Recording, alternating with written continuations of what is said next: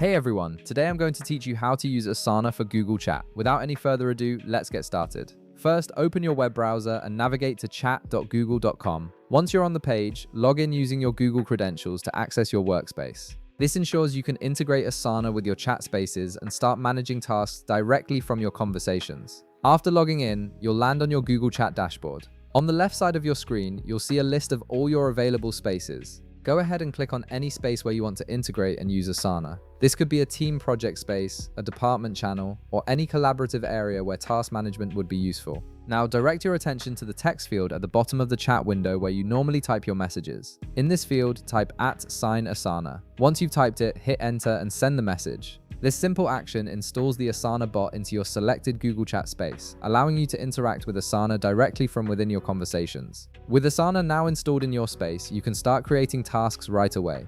In the same text field, type /Asana_create task and send it. This command triggers the Asana interface to appear within Google Chat, giving you access to task creation features without leaving your conversation. Once you send the command, the Asana interface will pop up. If this is your first time using Asana through Google Chat, you might be prompted to log in. Simply use your Google account credentials to sign into Asana. This step connects your Asana workspace with Google Chat, ensuring all your tasks sync properly.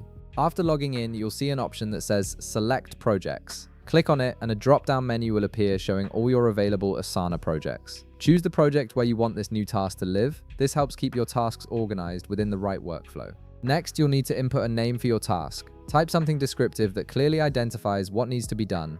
Below that, you'll see a description field where you can add more details about the task, such as specific instructions, deadlines, or any relevant context that team members might need. Once you've filled in the task name and description, click the Create button.